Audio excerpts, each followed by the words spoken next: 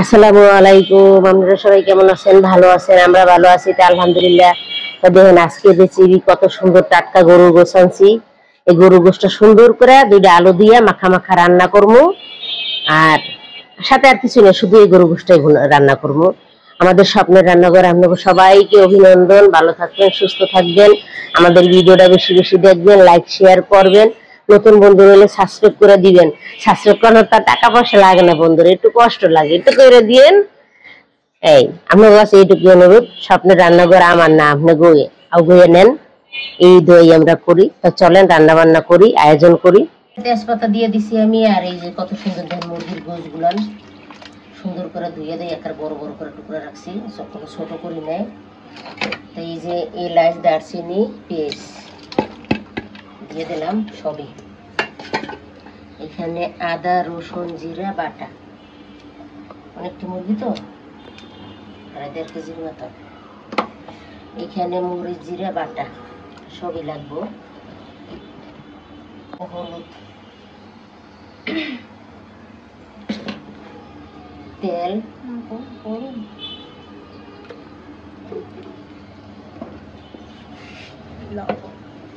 স্বাদের নুন, সবকিছু দিয়ে দিছি। এখন সুন্দর করে মাখামাখি করে লই। সুন্দর করে মাইখা বসাই দেব। বড় মুরগি, অনেক বড় মুরগি যদি আপনার এইরকম সুন্দর করে মাখায় মাখায় রান্না করেন সবকিছু দিয়া, বাটা মশলা দিয়া, এই মুরগিটা খাইতে খুবই মজা হয় আর খুবই ভালো লাগে খাইতে। সবকিছু পরিমাণ মতন আমি দিছি। নাস্তা না, এই যে নাস্তা না, তাই যে সবকিছু দিয়ে দিছি।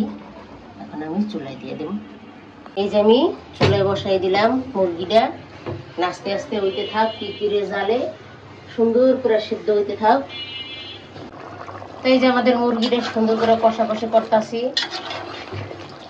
খুব সুন্দর হয়েছে। কষাইতেছি, একটা কষার মধ্যে দই নাই, গ্যাসে একদম কম।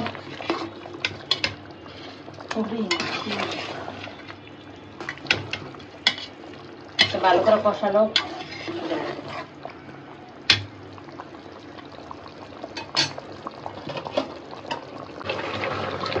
এই যে আমাদের মুরগির গোশটা এক কষান দিছি, আর একটা কষান দেওয়া লাগবে, অনেক বড় মুরগি তো, তাই এক কষান নেওয়া হইব না, আর একটু কষান লাগবে। তারপর আলু দিয়ে ঝোল দিয়ে দিই।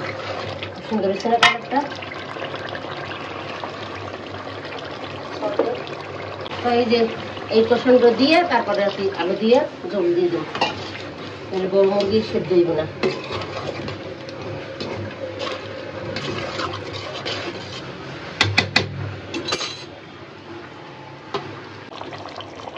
এই যে আমাদের মুরগিটা আলু দিয়ে দিতেছি, আলু দিয়ে সুন্দর করে কষাবো, তারপরে জল দিয়ে দেবো।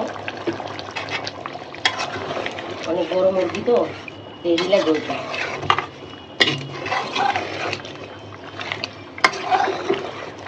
অল্প আলু দিচ্ছি, বেশি আলু দিলে মুরগি আনতে মাত্র 3টা আলু দিচ্ছি, ছোট ছোট, দেখতে দাও। এই যে আমার মুরগি আলু দিয়ে সুন্দর করে কষানো হয়ে গেছে, জল দিয়ে দেবো।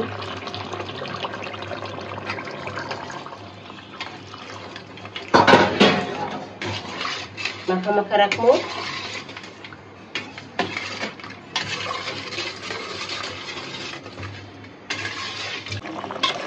তাই যে আমাদের মুরগি আলু দিয়ে রান্না হয়ে গেছে, খুব সুন্দর করে। মুরগির তরকারিটা দেখেন কত সুন্দর হয়েছে, রংটা সবকিছু বাটা মশলা, জিরা টিরা, ঝোলা যেতে সবকিছু।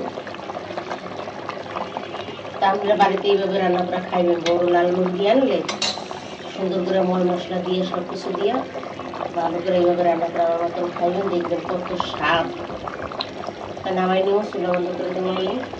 তো এই যে আমি এতক্ষণ লাগাইয়া এই যে মুরগির গোস্ত সুন্দর করে মাখা মাখা করে রাঁধছি, সামান্য 2টা আলু দিয়া। তা আমাদের এই মুরগির গোশটা রান্না যদি আপনাকে ভালো লাগে, লাইক করবেন, শেয়ার করবেন। এতক্ষণ আমাদের পাশে থাকার জন্য আপনাকে অনেক অনেক ধন্যবাদ। ভালো থাকবেন, সুস্থ থাকবেন। আজ এই পর্যন্ত, আবার দেখা হবে। আল্লাহ হাফেজ।